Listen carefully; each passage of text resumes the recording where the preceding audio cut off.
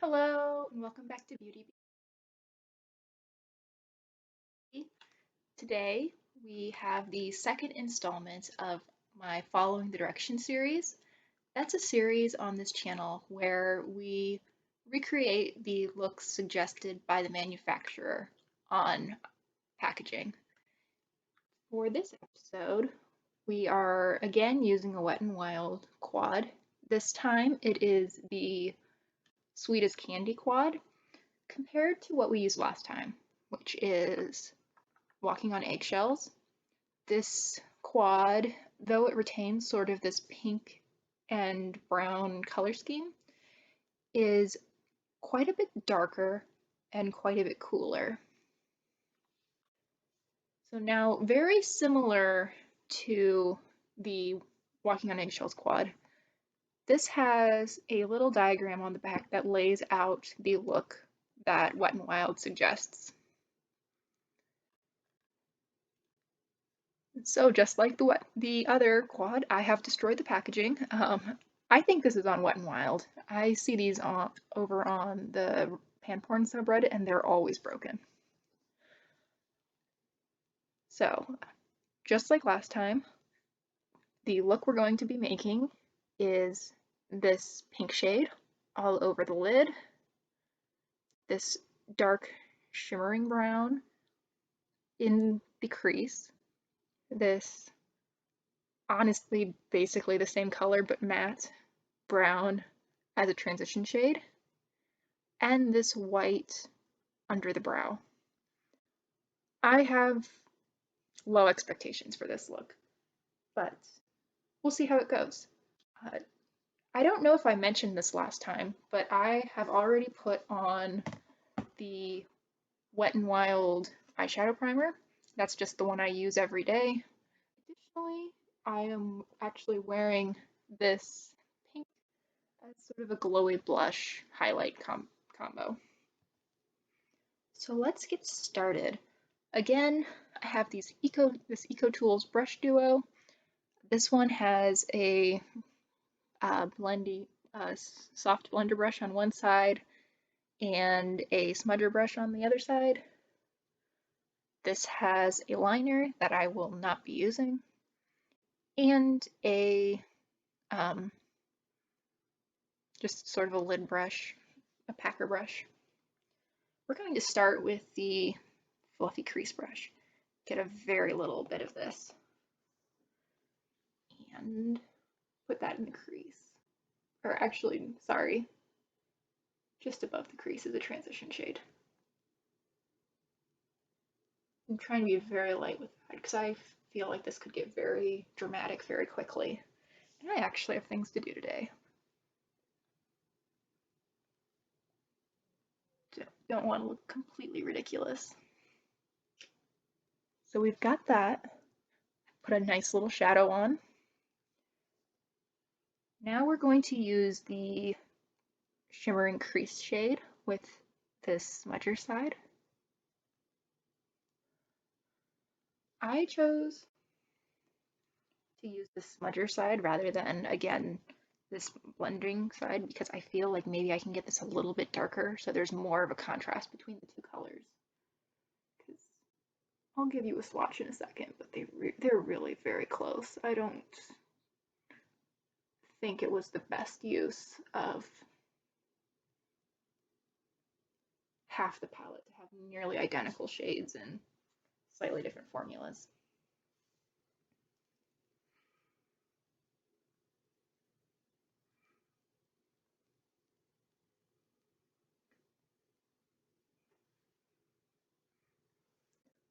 So again, we've really deepened that up. Let me blend that just a little bit. That's kind of goofy. Now we're going to move to the lid. I'm just going to use my finger for this. This is how I usually apply this shade.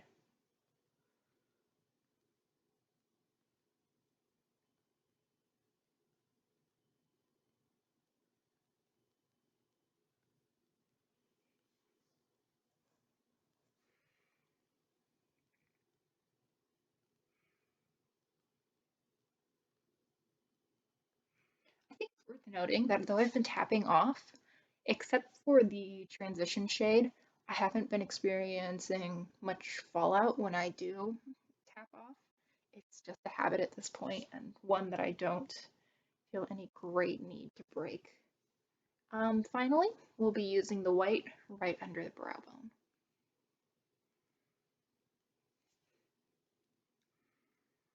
Keep wanting to look into the viewfinder to do this rather than my mirror. And there's just a little bit of a lag there, so that would be not a great plan. Okay, I could use just a little bit more blending right on this eye.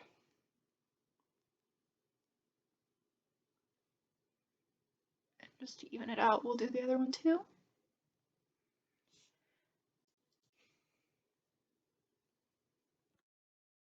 Weird jump there, it's because I had to go grab my mascara. I forgot it over at my vanity, and I film these sort of at my desk.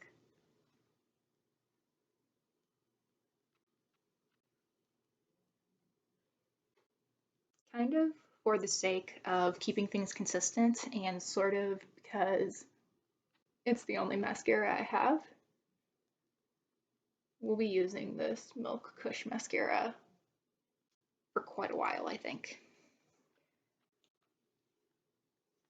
Now just to finish off my look, I'm going to be using this NYX Butter Gloss. This one is in the shade Tiramisu.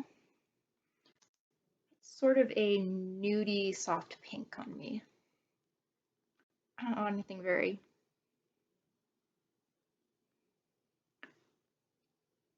not looking for anything very deep today. I just wanted to add a little bit of shine. So here's my look.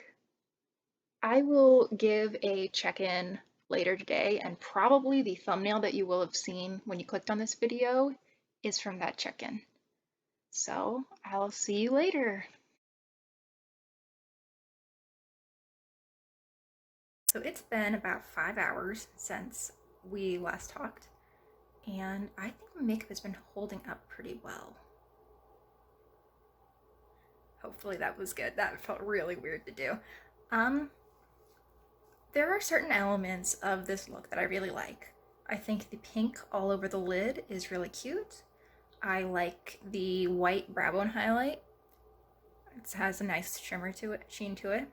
And I really do think that darker brown in the crease looks nice. My biggest problem with this is the transition. I think it is a little too dark for me, and I had a hard time getting a nice, seamless looking blend. I don't think I really ever got there. However, that makes a lot of sense. I'm fairer than most people. Most people would probably be able to get a pretty nice blend out of that transition shade. If you are darker than me, I'd like to know how this palette works for you. I found that those two browns were too close in color to really give me the contrast I was looking for. If those are closer to your actual skin tone, do you find that that helps you out?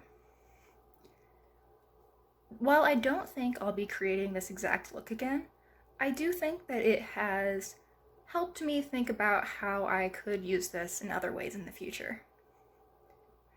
I hope you've enjoyed today's video, and if you are interested in further budget-conscious beauty and fashion content, I hope you'll consider subscribing. And until next time, see ya!